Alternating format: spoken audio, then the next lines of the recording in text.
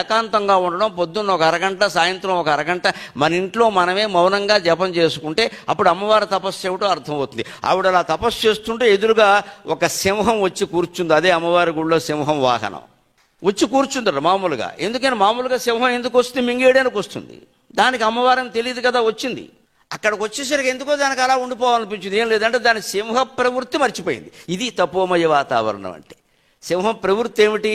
ఒక మేక కానీ, పులి కానీ, ఏ జంతువు కానీ, ఏనుగు కానీ కనపడగానే మేము చంపేయడం, తినేయడం దాని ప్రవృత్తి. అది దాని సింహ ప్రవృత్తి దూరమై సహజ ప్రవృత్తి లోపల ఆత్మ ప్రవృత్తిలో గడిపోయింది. అది తపోమయ ప్రభావం వల్ల అక్కడే ఉండిపోయింది ఎదురుగా. ఆ తర్వాత అమ్మవారు తపస్సు చాలించిన తర్వాత, తెల్లటి శరీరం ధరించిన తర్వాత, అంతవరకు తన దగ్గర ఉన్నటువంటి ఆ సింహాన్ని చూసి, ఎక్కడ నాకు ఆలయం కట్టినా నా ఎదురుగా నువ్వే ఉండు, నువ్వే ఉండు, నువ్వే ఉండు అందాడు. అది ఆ సింహానికి ఇచ్చిన వరం. ధర్మాన్ని రక్షించాలి, అధర్మాన్ని శిక్షించాలంటే యుద్ధం తప్పదు కాబట్టి చేశాడు. కానీ మనుషులను చంపడం కోసం దేవుడు పుడతాడా? మనుషులను పుట్టించింది ఆయనే కదా, చంపుకుంటాడా? అదేం మాట? తెలియకుండా మాట్లాడాలి ఇవన్నీ. మూల గ్రంథం చదివితే కృష్ణ పరమాత్మ హృదయం అర్థమై ఏడుస్తామమ్మా. నేను రోజు సంధ్యావందనం కంటే ఎక్కువగా కృష్ణ పరమాత్మ ఫోటో ఉంది, పద్యం ఎందుకు పాడతానంటే, ఎంత ప్రేమికుడివి, ఎంత ప్రేమికుడివి, నిన్ను లోకమెంత అపార్థం చేసుకుందయ్యా, నా గొంతు బాగున్నంత వరకు నీ గురించి నేను ప్రకటిస్తానయ్యా అని చెప్పాను. కాశీలో అన్నదానానికి డబ్బులు ఇస్తాడు, భీమవరంలో గుళ్ళో పూజారి అడుక్కు తింటూ ఉంటే పట్టించుకోడు. ఇక్కడ మన ఇంటి పక్కనే గుడి ఉంది, ఆయన కట్టుకుందుకు సరైన బట్టలు లేవు, రోజు ధూపదీప నైవేద్యాలు చేయాలి ఆ బ్రాహ్మడు. మనం దేవాలయం కట్టి పూజారిని పెట్టాక ఎలా ఉంటుందంటే ఆయన కర్మ, మనం మాన్న ఆయన మానడానికి వీలేదని కుటుంబానికి శాపం అది. ఆయన ఇంట్లో వస్తువులు అమ్మేసి ధూపదీప నైవేద్యాలు పెడుతూ ఉండడం మా అమ్మవారు, మా రాముడు, మా కృష్ణుడు అంటున్నాను.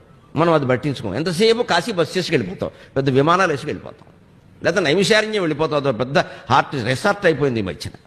ప్రతివాడు ఋషే. ఏ ప్రదేశంలో చేస్తే ఎక్కువ పుణ్యం, ఏ ప్రదేశంలో చేస్తే ఎక్కువ లాభం అని ఆలోచిస్తున్నాను తప్ప ఎవరికి అవసరం అని ఆలోచించట్లేదు మనం.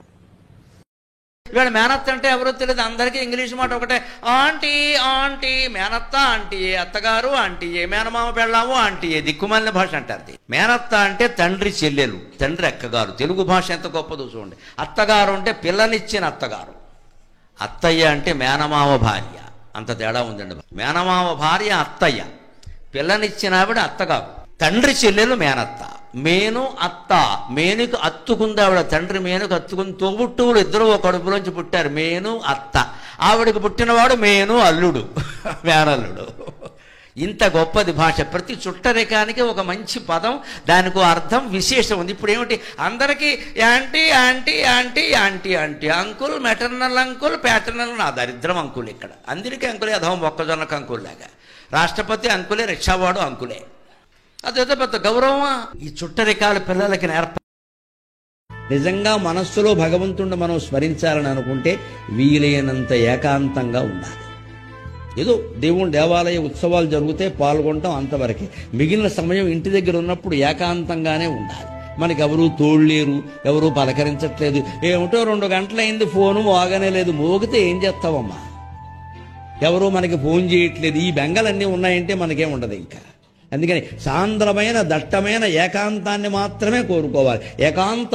ఆకాంక్షిత ఏకాంత సంసేవన. ఆ ఏకాంతంలోనే భగవంతుడు దొరుకుతాడు. భావనాతీత కళ్యాణ నానా గుణాభ్యాసితంగా, భావనకు అతీతమైన కళ్యాణ గుణాలన్నీ ఆయనలో ఉన్నాయి. మమ్మల్ని కేవలం వైన కారుణ్య దృష్టిని కటాక్షించి రక్షించు లక్ష్మీ మనోవల్లభ.